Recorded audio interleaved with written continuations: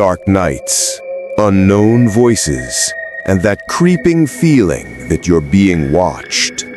Welcome to Creepy Bites.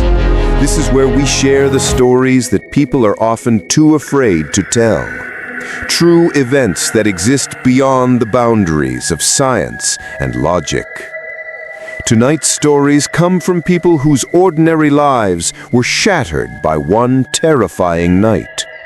So, turn off the lights, put on your headphones, and prepare yourselves, because fear is closer than you think. Story 1: The Woman by the Water. This happened a few weeks ago, but the chill it left in my soul is still there. I live on the outskirts of the city, in a suburb where nature hasn't quite given up the fight. My house borders a small patch of woods that connects to a road, and across that road lies a massive, mysterious body of water. Growing up, I assumed it was a reservoir, thanks to the government property signs and no trespassing warnings posted all along its tall fence. But here's the strange part. The name of this place isn't listed on Google Maps or any official record. It's a ghost on the map, as if the government wants to hide it from the world.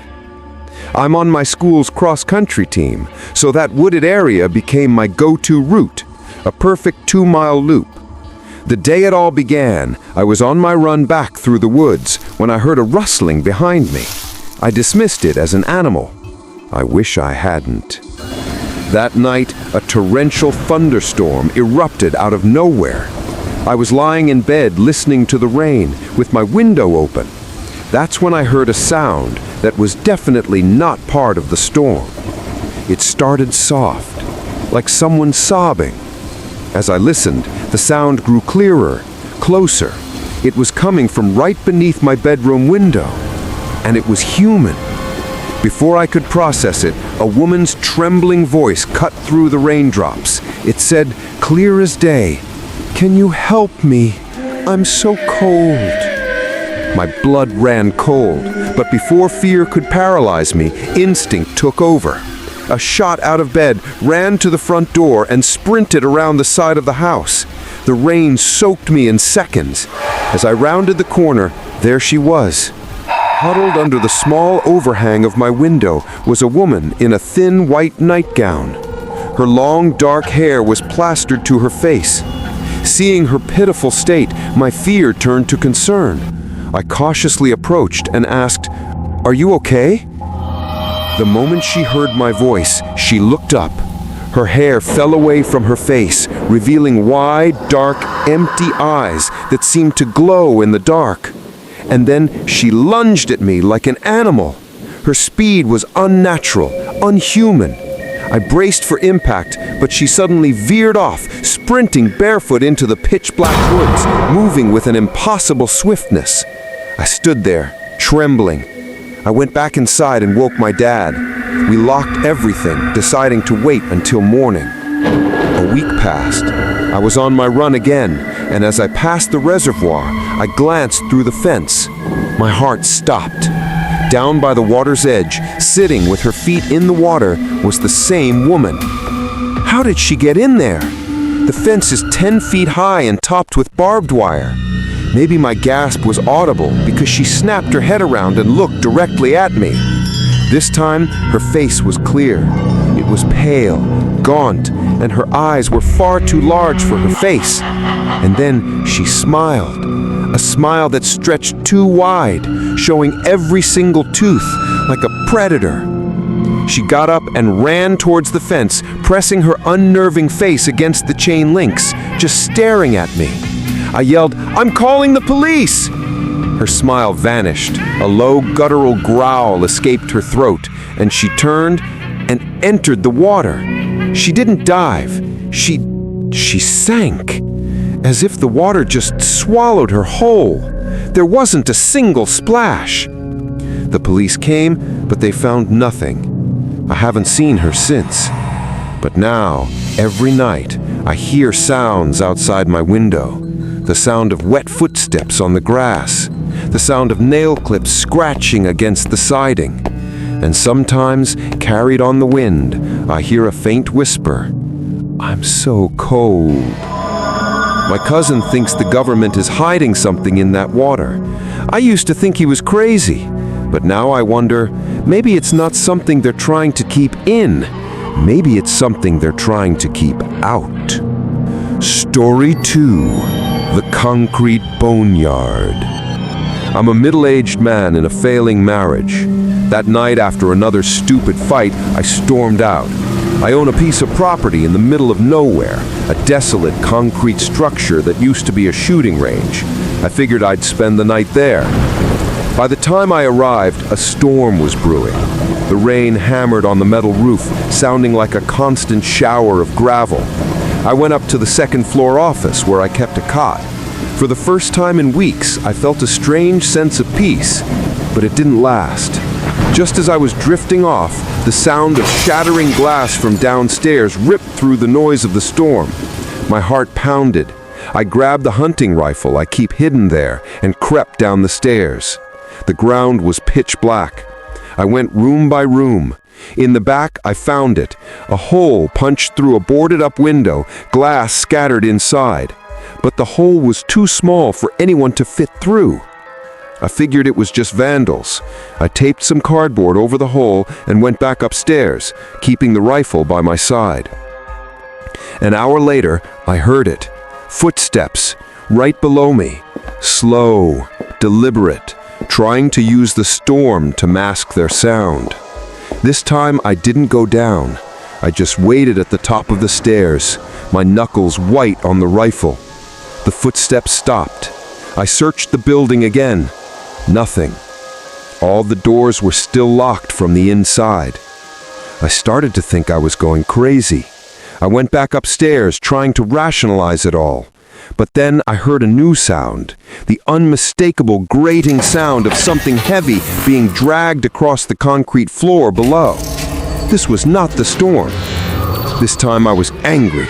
I stormed downstairs, flipping on every light switch. "Whoever's here, get out!" I yelled, my voice echoing in the empty space. "I'm armed and I will defend my property!" Silence. Nothing had been moved. And as I stood there yelling into the darkness, something shifted. In an instant, my anger evaporated and was replaced by pure, ice-cold dread. It wasn't just a feeling. It felt like the temperature in the room plummeted, a cold that seeped into my bones. Every instinct in my body was screaming one thing: get out, now. The fear wasn't that someone was in the building with me. The fear was the sudden, horrifying realization that whatever was here knew I was here. It was watching me, toying with me, and it knew I had a rifle, and it simply didn't care. I didn't hesitate. I grabbed my keys, locked the building behind me, and drove off into the raging storm. I haven't had the courage to go back. I don't know what was in that building that night, a person or something else. But sometimes when I'm about to fall asleep, I can still hear the sound of something heavy being dragged across concrete, and I know it's still there, waiting for me. Story 3. The Scream, the Screwdriver, and That Night. My name is Jason. 3 Fridays ago, my buddy Leo and I were driving back from a party. He was completely wasted and I was the DD. By the time we left, around 1 a.m., a light drizzle had turned into a torrential rainfall. Visibility was 0. Suddenly, Leo started whining that he needed to use the restroom. I finally gave in and pulled over on a random stretch of road surrounded by what looked like cornfields. No houses, no streetlights, just us and the storm. Leo stumbled out into the field and vanished into the rain. I decided to take a break too, grabbing an umbrella and walking in the opposite direction. As I stood there, I heard a faint rustling near the car. I looked back, saw nothing, and thought it was just the wind. I got back in the car to wait for Leo. 5 minutes passed, 10, I was about to honk when I saw him in the side view mirror sprinting out of the field towards the car. The look on his face was pure terror. The second he was inside, he screamed, "Drive! Go! Go!" I slammed on the gas. He frantically explained that deep in the field, he saw a figure he thought was me. He followed it, but when the figure turned, he realized it wasn't me. Dude, it was someone else, tall and thin, and its walk was wrong, like it was floating over the ground. Before he could finish, the car swerved violently to the right, followed by the unmistakable thump, thump, thump of a flat tire. A worst-case scenario. We were stranded. I got out to inspect the damage, and my anger at Leo turned to ice. Lodged deep in the sidewall of my rear tire was a screwdriver. This was no accident. It had been jammed in there with force. Someone had sabotaged our car. We scrambled to change the tire, our hands shaking. Every shadow seemed to move. I was just tightening the last lug nut when a woman's blood-curdling scream pierced the night from the fields behind us. It was a scream of agony and terror. Leo grabbed my arm. "Dude, we have to help her." But my gut screamed something else. I threw the tools in the trunk and got back in the car. I was driving away as Leo called 911. He called me a coward the whole way home. Later, sitting in my driveway, it hit me. Why would someone attacking a woman puncture our tire and draw attention to themselves? Why didn't she scream when we first pulled over? And then, the horrifying truth washed over me. The scream? It was bait. A trap. The figure Leo saw was the lure. The scream was the trap. One of them lures a target away into the field. The other screams to draw the second target out of the car. Their plan was to separate us. My cowardice, it saved our lives that night. The next day, the police said they searched the area and found nothing. No signs of a struggle, no woman, and strangest of all, my flat tire with the screwdriver in it was gone, as if someone had gone back and cleaned up every last trace. Story 4. Radio Awaz, 92.5 FM. New story. My name is Anshul. During college, I took a part-time job at an old, nearly defunct radio station, Radio Awaz, 92.5 FM. The station was in an isolated building far outside the city. My job was the graveyard shift, 12 a.m. to 6 a.m. I was the only person in the entire building. One night during a light drizzle, I was sitting in the control room playing the pre-recorded shows. Around 2 a.m., the monitors flickered and the lights blinked. When they came back on, I heard something faint in my headphones. It was coming from a dead air frequency, a channel that should have been silent. At first, it was just static. I turned up the volume. The sound became clearer. It was a children's lullaby, but it was being sung by a hoarse, rattling old man's voice. And the words, they sounded like they were being sung backwards. My hair stood on end. I checked all the equipment. Everything was normal. The voice was still there, getting louder. I thought it was a prank, so I yelled into the intercom, "Very funny, whoever you are, cut it out!" There was no reply. But in my headphones, the lullaby stopped. A moment of silence, and then the same scratchy voice whispered, perfectly clear, "Anshul." My blood turned to ice. It knew my name. "Anshul, do you want to play a game?" the voice asked. I frantically started hitting buttons trying to shut the system down. As I reached for the main power switch, the entire studio plunged into darkness, lit only by the faint glow of the monitors. And then, the main on-air sign, which was off, suddenly glowed a sinister red. The voice, which had only been in my headphones, was now booming from the studio speakers. It had hijacked the station. It was broadcasting live to the entire city. "Anshul is scared," the voice announced like a sports commentator. "He's running for the door. But the door is locked, Anshul." I tried the door. It was locked from the inside. I was trapped, and this thing was broadcasting my terror to the world. It started laughing, a dry, rattling sound that wasn't human. I screamed, but my voice was drowned out by its laughter. I picked up a chair and smashed the glass door, cutting my arm as I scrambled out. I ran from the building, jumped into my car, and sped away. My hands were shaking. I forced myself to turn on my car radio and tuned it to 92.5 FM. The backward lullaby was playing. I was miles from the station. Suddenly, the lullaby stopped, and a new sound came through the speakers. It was the sound of my own panicked, ragged breathing.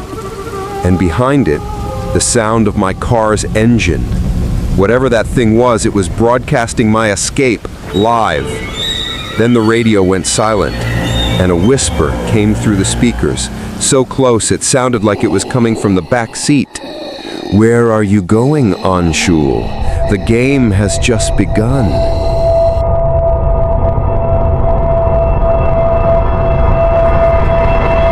Sometimes fear isn't just a story, it's a feeling that stays with you.